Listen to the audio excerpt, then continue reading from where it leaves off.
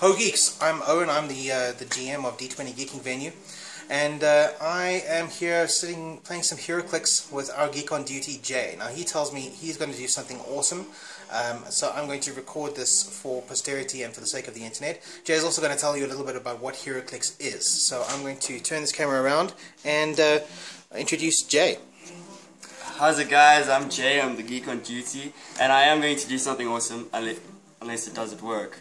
Okay, so first tell us what HeroClix is. What are you doing? HeroClix is a miniature collector game where you buy figures with different stats on it, and then you build a team, and then you go up against your opponent, I guess. So this guy here, this guy's one of yours, right? Yes. It's Genesis. Tell me about him. What do these numbers and stuff mean? Okay, so there he has a foot, and the number next to it is the value of how far he can move. Okay. He can move 8 squares, and as you can see on the board, there are squares that show your movement. So it's like a chessboard, right? No, nothing like a chessboard. Nothing like a chessboard? No. Okay. But like, there are all these colors and stuff? Yeah, the colors represent different powers and abilities which you can see on a PAC, a powers and abilities card. Okay, cool. Alright. So you guys can go into more detail about how HeroClix works, but Jay's going to show us what he's going to do. He's going to try and hit my guys. Here are my guys over here. See, I've got Superman here. He's busy holding Wonder Girl's lasso because he's awesome. This is General Zod from the movie The Man of Steel.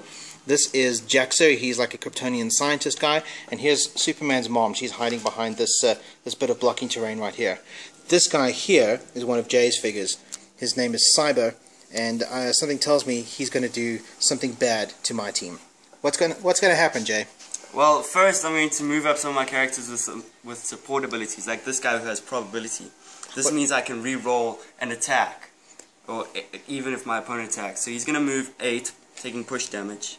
1, 2, 3, 4, 5. Okay, so push damage means that he's already taken an action in the previous turn, so now he's having to push himself really hard, which means he takes damage. And how do you reflect damage in HeroClix? You turn him 1 click. So by clicking the dial, let's get this thing to focus. By clicking the dial, that's how you you indicate damage. And now you'll see that the numbers on his dial have changed from what they were before. So taking damage changes the character's ability to play the game. Yes. So he'll end up in that part of hindering terrain, which gives him different abilities and +1 defense. Okay, cool. This guy here, this is also one of yours, right? Who's yes, that? Humbug. That's Humbug. You may recognize him from Marvel Comics.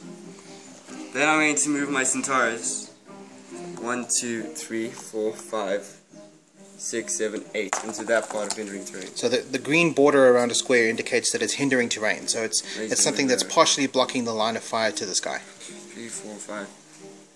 1, 2, 3, 4, 5, 6, 7. I'd rather move there. Okay. So he's moving there. He's standing next to Genesis. He's also adjacent to Humbug there. Humbug, yes. Okay, so now we give my Centaurus a free action to perplex his attack up by 2.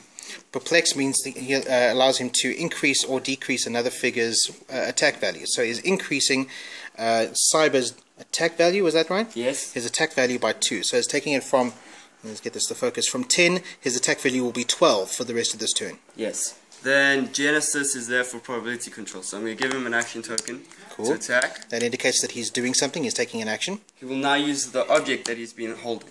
Okay, so he's been holding this dumpster and he's going to hit somebody with it. Who's he going to hit? Genesis. He's going to hit... Wait, he's going to hit Genesis? No.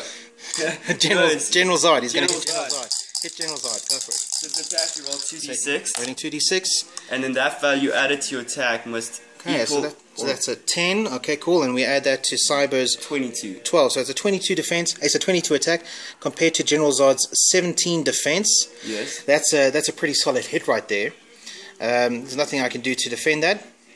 So now we look at what Cyber's damage value is. But first, he's got a special ability. Okay, so we have special ability which is represented by a square. It says he can use Blade Claw's Fangs if the result D6 is lower than his printed damage value. Instead of dealing damage, he may use Mind Control as a free action. So Blade Claw's Fangs represents that he's carrying like a sword or something like that, and it makes the damage that he actually deals variable. So now we roll a die to see how much damage he does. 6. Does 6 damage to General Zod. Holy crap. Okay. But now, so General Zod can mitigate this a little bit because you see General Zod's square on his damage value, that's the bottom one there, is in grey. That means he has an ability called Invulnerable. So he reduces any damage that he takes by 2. So instead of taking 6 damage, he's only taking 4 damage. So I'm going to click his base. Do you want to click the base there, Jay? Okay, cool. Give him 4 clicks. 1, 2, 3, 4. So you click him 4 times, and now his powers are quite different. He doesn't have the grey anymore. He's got all kinds of other stuff going on there, and we'll see how all of that works. But also, because you rolled a double, that was 2 5s, that counts as knockback. So General Zod gets knocked back 4 squares. 1, 2, 3, but then he hits the wall. Damage. He's at the edge of the board. He takes 1 more click of damage for hitting the edge of the board. You want to click him again there? Yes. Gladly. There we go. Alright, so General Zod took a really bad hit right there. He's not doing very well. He's down to his like 7th click of life. He's in a lot of pain, is General Zod. You got anything else to do this turn, Jay?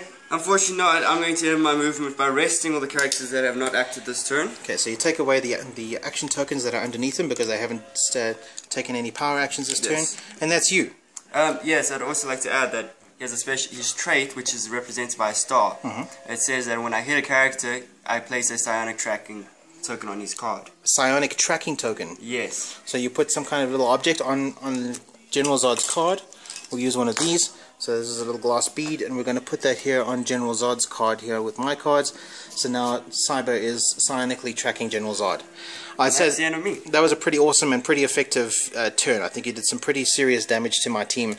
We're going to see. We're going to have to see offline if Superman is going to be able to take Cyber off the board.